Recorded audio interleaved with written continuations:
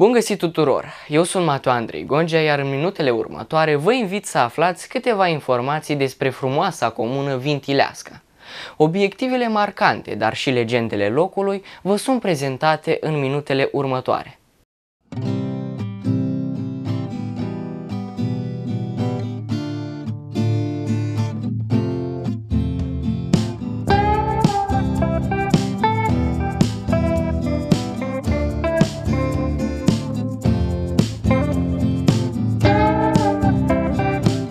Vintileasca este o superbă comună din județul Vrancea. Aceasta este formată din satele Bahnele, După Măgura, Poiana Stoichii, Tănăsari, Neculele și Vintileasca.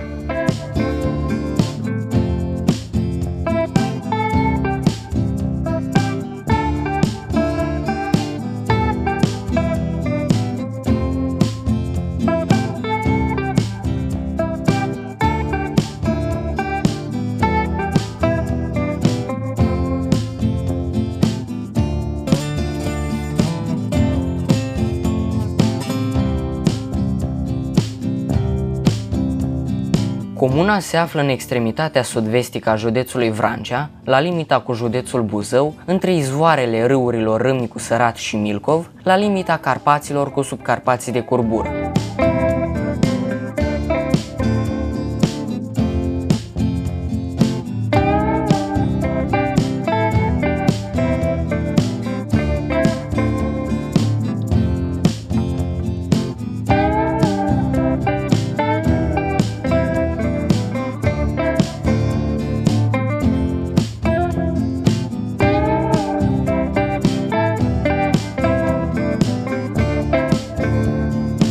Până pe la jumătatea secolului al XX-lea, comuna nu a existat, satele Vintileasca și Neculele făcând parte din comuna Jidia.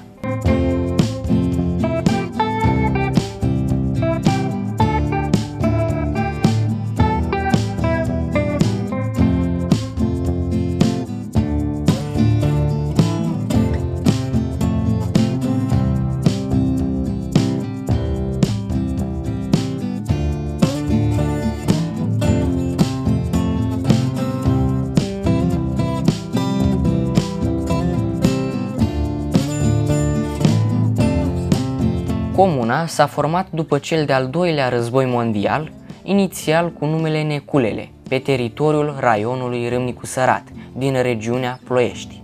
În anul 1968, comuna a căpătat denumirea de Vintileasca și a fost transferată la județul Vrancea.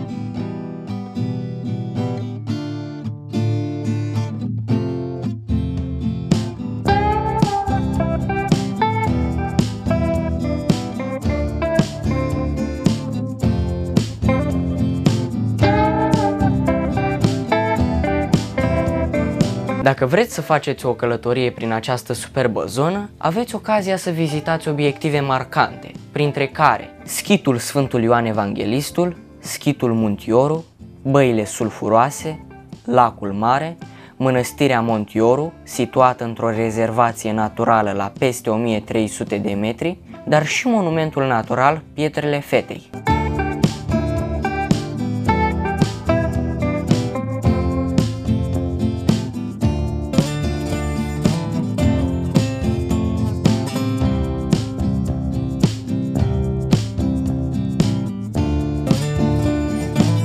Monumentul Pietrele Fetei este aflat pe coama muntelui Piatra și este amintit de celebrul Alexandru Vlahuță în opera România Pitorească.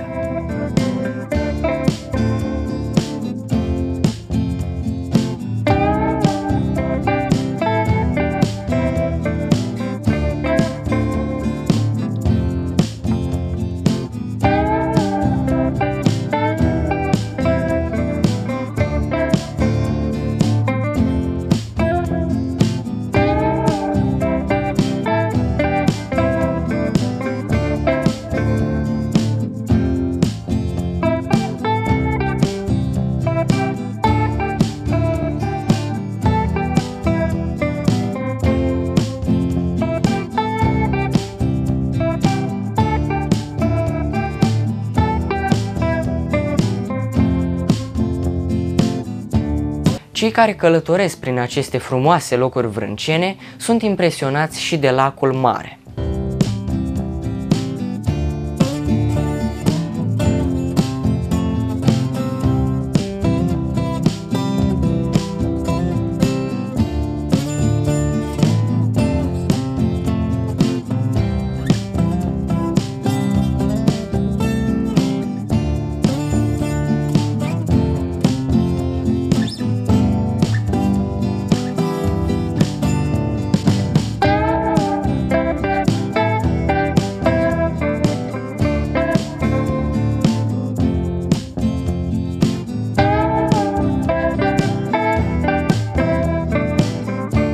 Despre lacul mare sau lacul fără fund din Vintileasca există și o legendă. Se spune că în trecut, prin părțile locurilor, pe actualul amplasament al lacului, exista vatra unui sat.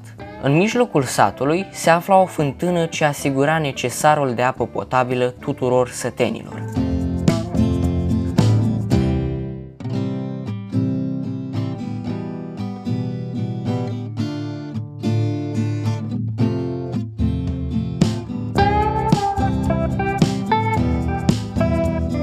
Pentru că în vremurile secetoase fântâna nu reușea să asigure necesarul de apă pentru toți localnicii, sătenii au hotărât să nu mai permită nimănui din exteriorul comunității să ia apă de aici.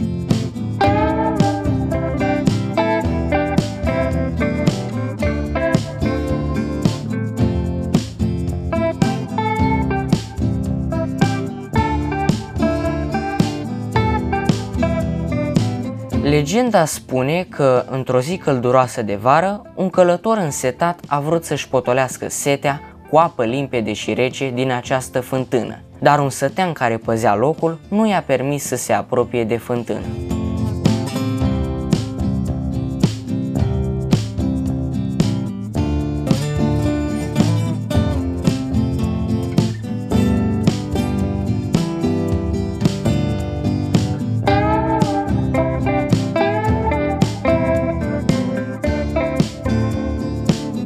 Povestea mai spune că acest călător și-a continuat drumul mâhnit, iar din noaptea următoare au început niște ploi care au umplut fântâna care începea să dea pe afară.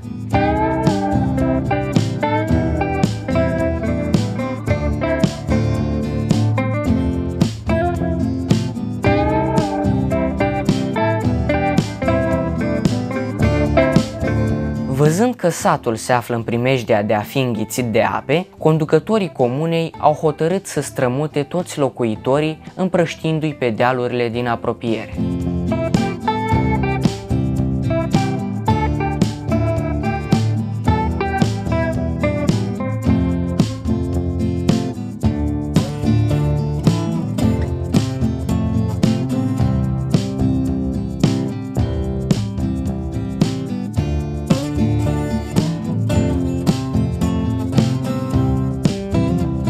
Monumentul natural Pietrele Fetei reprezintă un alt punct de atracție pentru cei care sunt în vizită prin Vintileasca.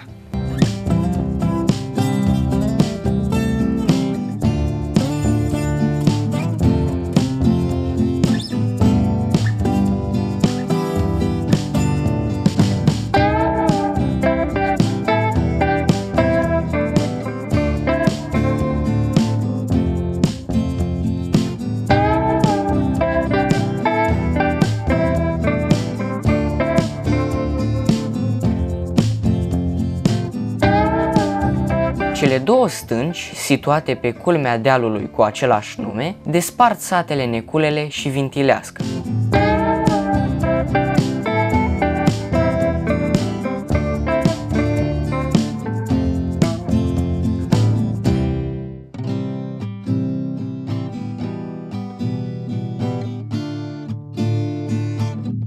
Potrivit unei legende, în trecutul îndepărtat, pe aceste meleaguri au trăit uriașii. Bătrânii spun că cei mai mici dintre uriași, copiii, se întreceau aruncând pietre de pe munte. Așa se face că doi dintre copiii de uriași au urcat pe muntele Piatra, de unde s-au luat la întrecere care aruncă cel mai departe piatra. Mai întâi a aruncat băiatul, apoi fata. Ea și-a strâns toate forțele și a aruncat mai departe decât băiatul. Atunci, el, de supărare, a luat baltagul și și-a tăiat piatra în două, iar fata s-a pus pe un râs de au clocotit văile și codrii până în coclaurile vrancei.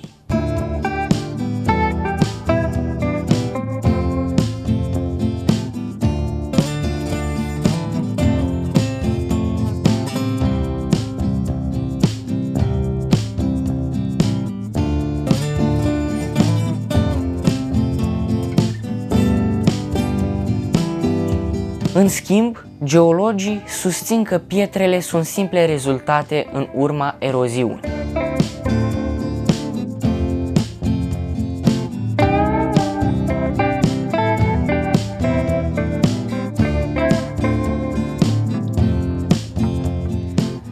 Dragi prieteni ai emisiunii Descoperă împreună cu Mateo, atât pentru ediția de astăzi. Vă doresc drum bun prin Vintileasca.